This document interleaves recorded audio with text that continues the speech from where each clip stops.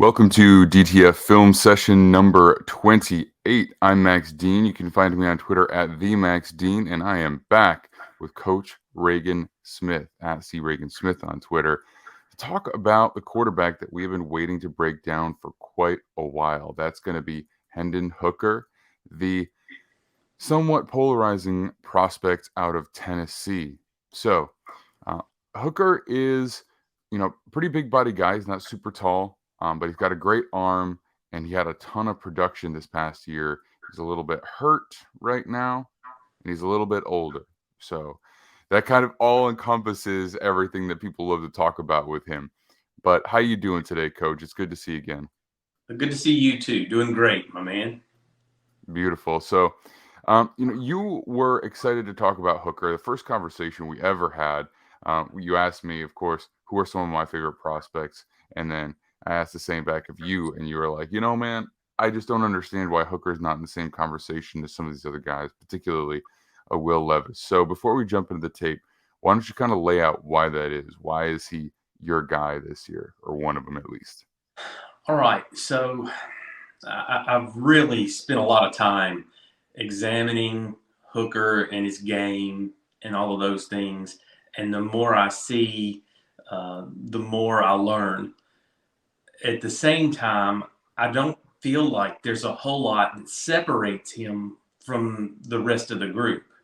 And so I don't understand the gap. I do understand the apprehension. I think Mm-hmm. that he has a unique set of skills and a unique set of questions that make him a really interesting prospect. Yeah, no, I agree. I think, he's hurt. So nobody loves to spend a first round pick on a player that's going to miss part of the year, part of training camp, particularly for a position as important as quarterback, right? Right. But at the same time, he's a I believe also a good enough player that it warrants the selection. And then I think the best organizations give those guys a little time to develop either way. Now, some are not willing to, but if you're able to do that, then you at least get the mental reps down and then you get him in and then hopefully you have enough time for him to kind of get situated, even after he's fully recovered. And I don't know exactly what the timeline is for that. I'll double check that before draft day so kind of know what to expect for the team that picks him up. But the other thing I think is that a lot of people don't love that it kind of went off in a season where he's already been in the college ranks for quite a while. You know what I mean? A lot of guys, a lot of scouts, I think in particular, will usually prefer their player to show most of what they want by the time they're, a redshirt sophomore or a junior, right? When they're pretty much draft eligible. Any additional years after that kind of knocks you a little bit. How do you feel about that? All right. I'm not as caught up in the age thing as a lot of people are.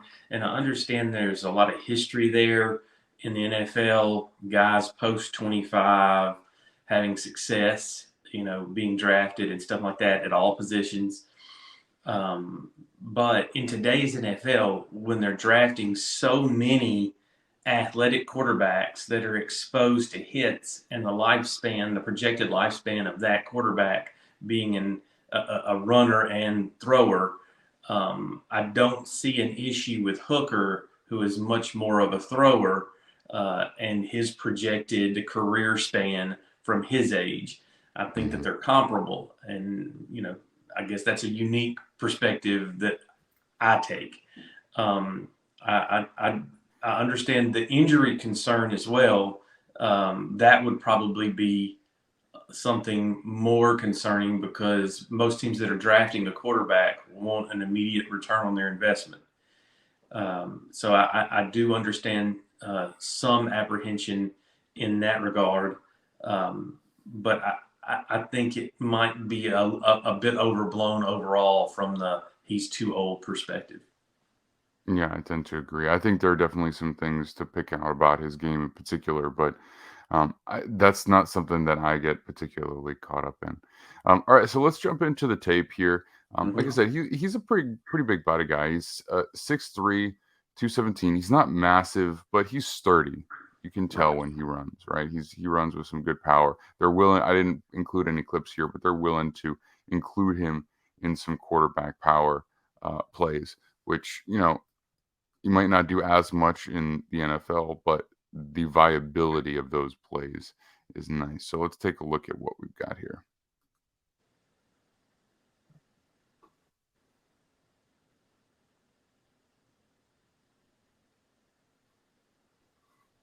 So this is not power, but it is a second reaction scramble essentially. And this is just showing off the athleticism.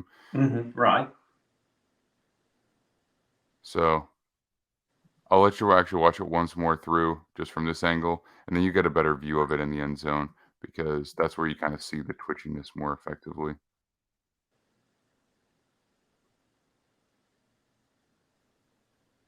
And so this is Alabama, right? These Right. defenders are high quality athletes. So the guys he's running away from, this is not, FCS competition here.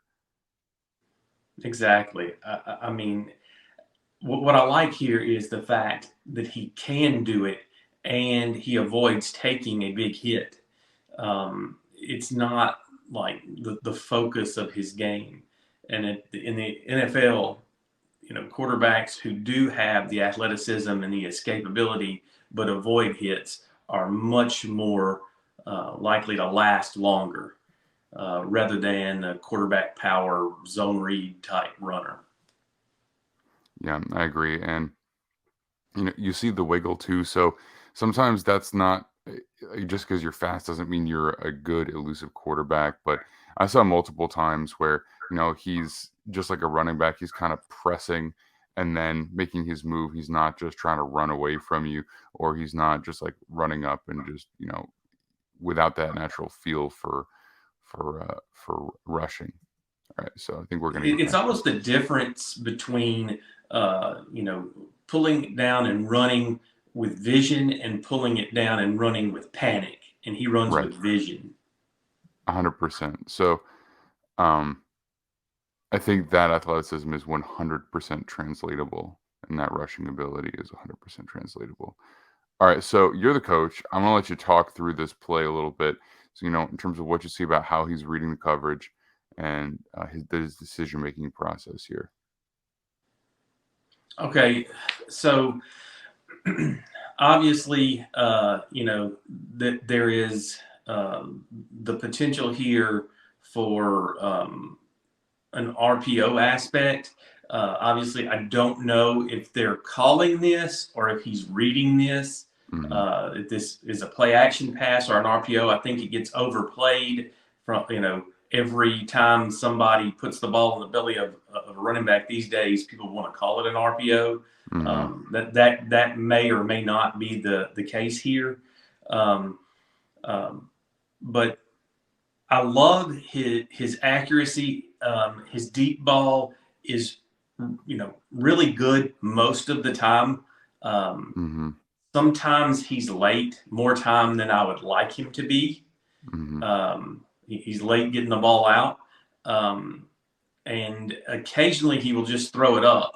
And people can argue about 50-50 ball or whatever, but sometimes it's thrown up and inside. Sometimes it's thrown up and just really late and really short. Um, so it's this weird balancing act where I like his ability from the perspective of arm strength, accuracy. I don't always like his timing. Hmm. So here we start with a too high look, and you got Branch down um, in the box, right, number 14. So Mm-hmm. then, as the motion comes across, the safety on the right side They shifts just down. rotate. Yeah. Exactly. But Branch doesn't like circle up, right? He stays in the box. So basically, that's just telling them that that is 100% a blitz. And he's already kind of like, giving Mhm. him the eyes anyway. So, what I like in particular about this is that he recognizes a couple of things. The fact that the safety comes down, rotates down, is probably going to be a potential mismatch on the wheel route. And so there is there's no secondary, like no second safety deep. And also, he's very trusting that his running back is going to pick up number 14 there. And he's aware of this the entire time Mm-hmm. and just steps up. And there is no panic here. Now, one of the things that we talked about before is guys who don't see a lot of pressure behind good offensive lines don't know how to handle it well. This is Correct. really nice right there.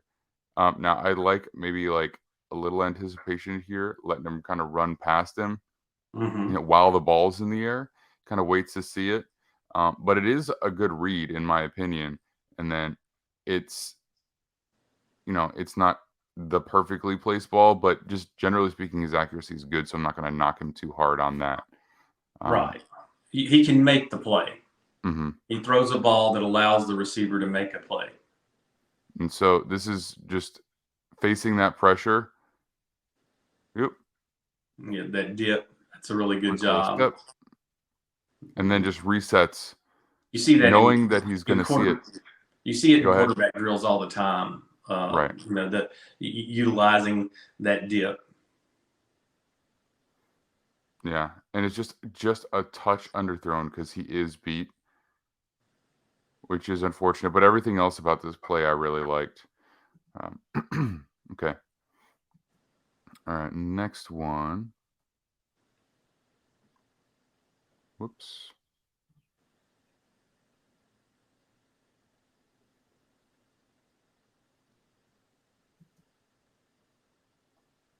All right.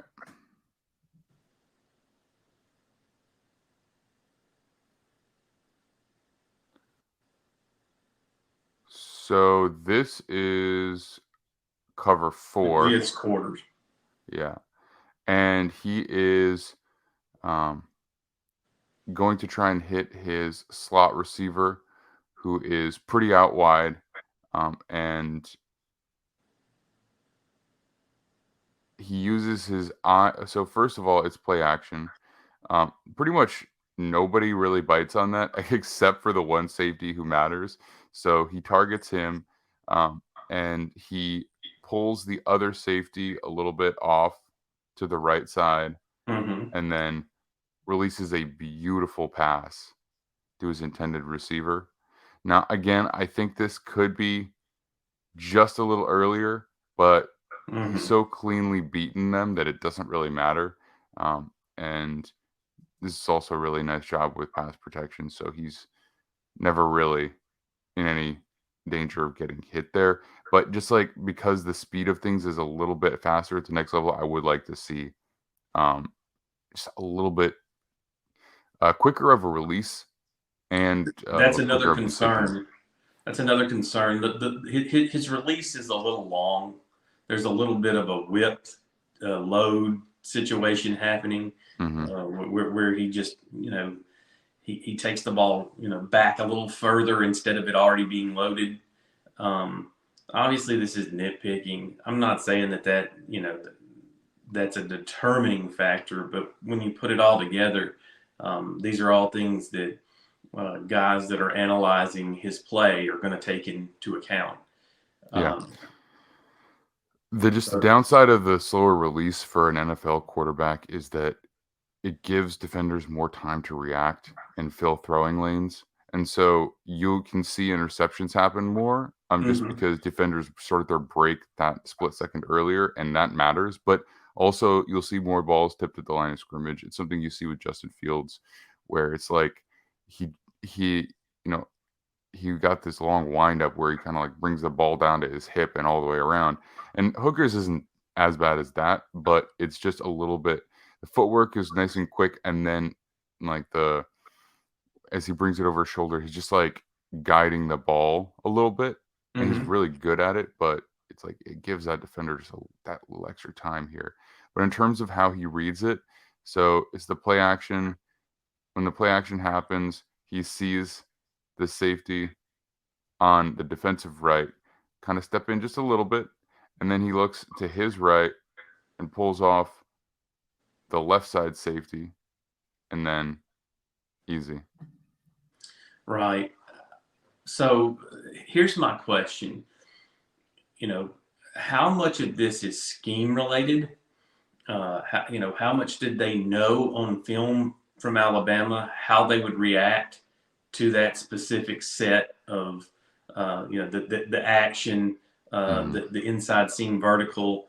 How much of that did they know already? And so that would go into his ability to read it. Like, you know, I guess we'll never know what happens if that safety doesn't bite. Right. Yeah. How much of it is he basically told immediately pre-play and in the meeting room beforehand, Right. like, watch out for this, and how much of it is him just knowing what he's looking at and being ready for it. And to me, without specifically being a coach or being there, it just looks a little bit. He looks a little bit too comfortable for this to not include a fair amount of processing on his part. Mhm. Um, but the meeting rooms will tell you that because they'll design you something on the board and they'll just let you find out. And by all account, like they'll just find out.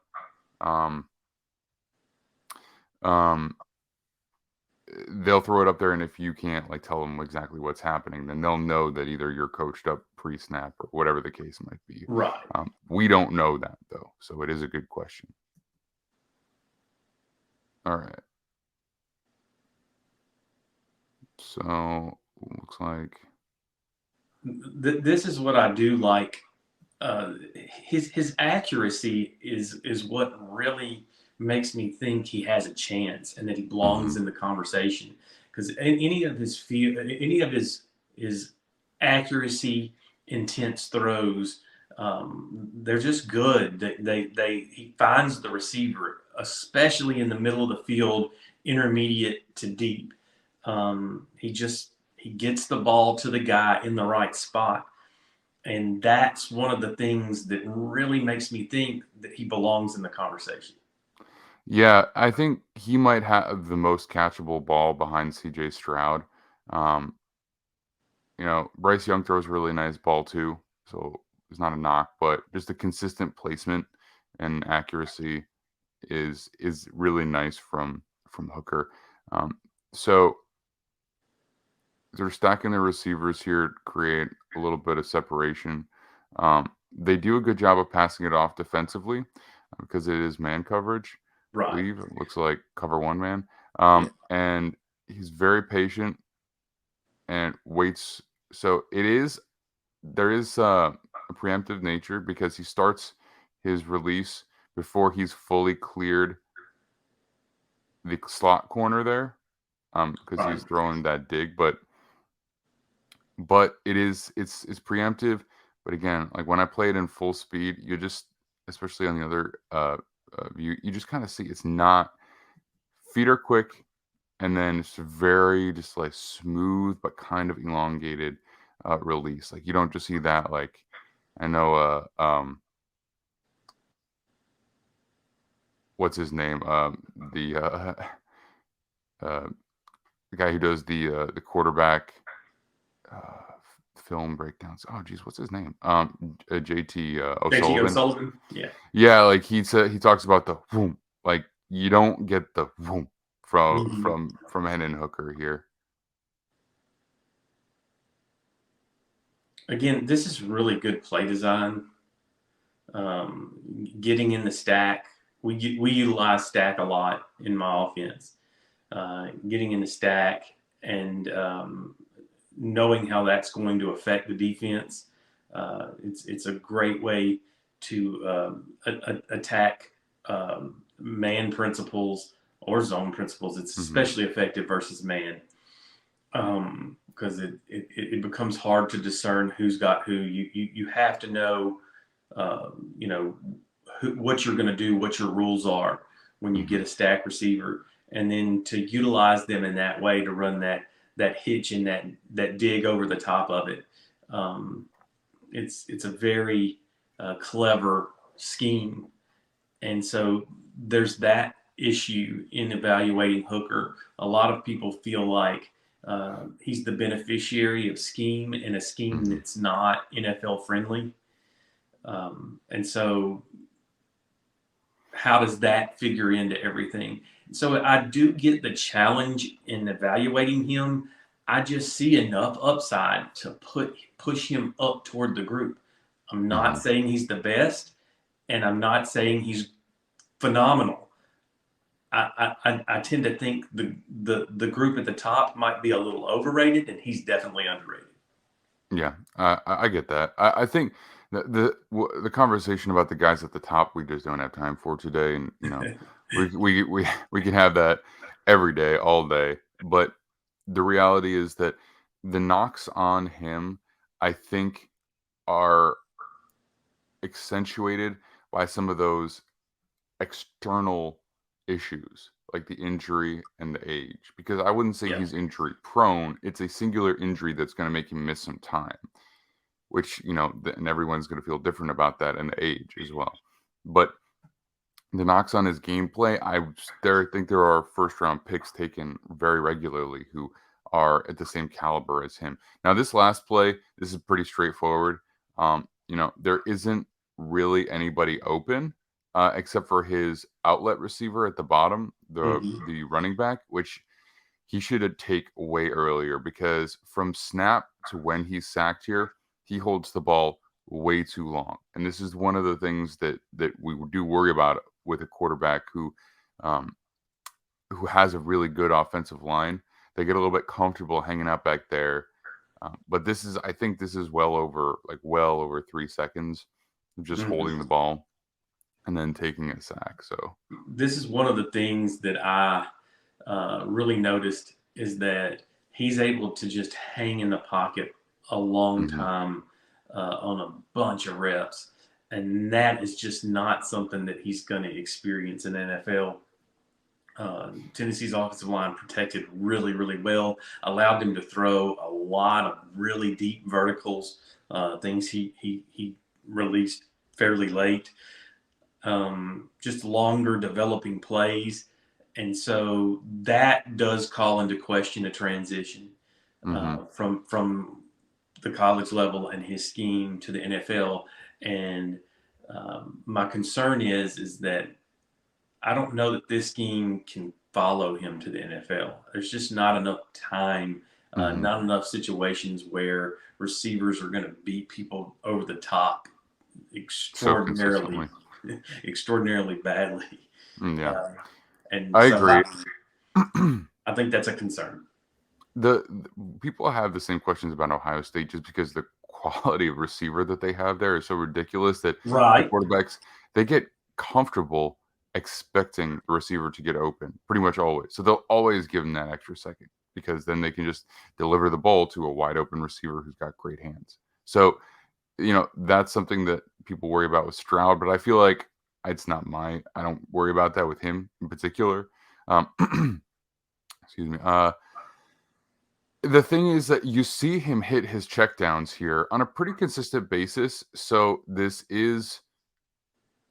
wasn't the norm watching him, but I do Hmm. wonder sometimes if the checkdown is more heavily if he doesn't expect guys to get open necessarily based on the look, he'll get to the checkdown comfortably. But if he does expect them to get open pre-snap and it doesn't happen, he was waiting for it to happen, and you got to make that decision to hit the check down quicker, or you scramble if you need to. I I mean, mean, just watch his head here. He is mhm, really locked in, mhm, on a receiver or a read or to one side. There's a lot of telegraphing. He makes the peak to the left, but after that, he is locked in on the right side. right. So because it's another stack, and he's expecting, I think he's expecting this dig again to come open, but it's holding. I'm pretty sure. I think there might even be a flag if you watch for it, but so he's expecting this to come open, and theoretically it should, but because of the hold, he doesn't get it clean and he kind of stumbles. And by the Mhm. time that happens, he's hit. And so I think if there wasn't a flag, there probably should have been on this play. But regardless, the point is that you got to make your decision a little bit faster. All right, this is the route. said, takes a little. He's a handsy DB, so it's taking a little longer to develop than you want. You got to make that decision to check it down quicker, or if you feel pressure, scramble because you can. All So right, so this is interesting. Like this is why evaluating quarterbacks is so difficult. All right, so we look at this and you see it from the perspective of has to get the ball out quicker, mhm, doesn't need to lock onto the receiver, everything. Someone else might pull out the fact that he keeps his eyes downfield. Even with the pocket moving in on him, his eyes stay downfield. So, kind of beauty is the eye. Beauty is in the eye of the beholder. right, What do you like? What do you not like? yeah, I I definitely think think overall I like him more than I dislike aspects of his game. Just like you said, he's the victim of bullet points. mhm, He's the yeah, victim of too old, injury, not an NFL system. He's a victim of bullet points. I think he's mhm. got every bit the potential of the upper echelon group of quarterbacks. I agree. I think he showed up in this game against Alabama in the best way, and I don't know if you recall. I suspect you do, but the level to which this game was hyped up during the season because Alabama Yes. was on a tear, and Bryce Young played in this game. He came back, I think, after being hurt, and so this was a big game, and he played very, very well. And as far Mhm. as the eyes downfield thing, I think there's sometimes we see it work out where in the earlier play, it's the blitz coming from the right from Brian Branch, and he keeps his eyes downfield, takes a little sidestep, and then delivers the ball. In this case, eyes downfield a little bit too long, and he takes a sack. And I think we are nitpicking a little bit because, like, what we're worried about is that becoming a consistent situation where he's expecting to have too much protection. Uh, but in terms of the effectiveness in his college career, at least in this final year, he's successful more often than not keeping his eyes down the field and delivering versus um, versus taking the sack. And if that's happening in the NFL, that's great. But we're just worried about the timing of that rush coming a little bit faster. You know what I mean? Because everything's happening faster. So I think these are reasonable concerns. But honestly, like if I need a quarterback, and I like the way that this guy's wired, which pretty much every report has been in a positive way, in a positive light. Um, then I'm doing this. Like for me, if I'm Tennessee, the Titans, Mhm. and I don't care about it's a fun storyline, whatever. But if I'm Tennessee at 11, and those guys, I know I need a lot of work. I can't really justify trading up. I'm willing to take him as soon as 11. I'm Mhm. willing to do that because I need offensive line. Yes, I need other stuff, but quarterback is the most important. You got Tannehill who can play while Hooker heals up. You got him for a season. You kind of reset the roster going into next year. So you don't know if you're going to have the opportunity to draft a quarterback high ever. So I personally feel like that's where I'd be willing to take him. If he goes later, great. If he falls into the second round, somebody should 100% jump on that. So Well, that's how I feel about him. all right. If it's me and I am looking at quarterbacks, if my organization is willing to kind of build an offense around him, a scheme around him, Hmm. where we accentuate his short to intermediate accuracy, get the ball out really quick, maybe move him more, and utilize his deep accuracy on the move in the form of boots and things like that. Hmm. I see a world in which if you build around his skills and incorporate the things that he's going to need to be successful at the NFL level, he could be really, really good. Hmm. And so you kind of pick the parts of his game that translate and put him in a position to succeed. And Hmm. that's what has me high on Hendon Hooker. Hmm. And I think, if you do draft him, you kind of say to yourself that you try not to play him this year if possible, even when he Right. is healthy. And you just say, if I'm Tennessee or any team that doesn't have a good offensive line, utilize whatever resources I can on the O-line in the draft, and then next year when we do expect him to start, double down on that, spend a high pick on an O-lineman, get out there in free agency to get the best center or guards available, because those are usually the ones who are, and build that up, and then, don't throw him behind a ramshackle offensive line, right? So, like, if he goes to the Raiders, yeah, they got Garoppolo, but, like, I don't know if I would. Anywhere that has an offensive line that needs work, I'd be a little bit nervous about early. But if you give yourself the time to build it up between now and then, ultimately when he's playing, I'd be fine with it. And if you put him behind a great offensive line, nice, like, cool. But, if you're the Colts and you like him, then I wouldn't be opposed to drafting your favorite tackle at 4, or you trade back a little, draft your favorite tackle at 4, and then move up with your second round pick into the first round, go and get him. And I don't think that'll happen because they need a guy to start now. But Right. hypothetically, I'd be okay with that too. I think. But that'll do it for us today. Kind of a longer one on Hooker, but interesting prospect, very intriguing. Coach, I appreciate you coming back on, and we'll have you on again for sure after the draft, and we'll talk about some of the remaining prospects probably, and then get into some NFL breakdowns too. But you can find him at C. Reagan Smith on Twitter. You can find me at TheMaxDean. You can find Defiant Takes Football at Defiant Takes on all social media outlets.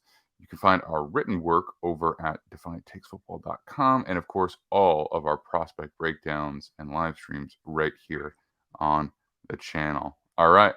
Thanks so much, and we will talk to you again very soon. All right, my man. Have a good one.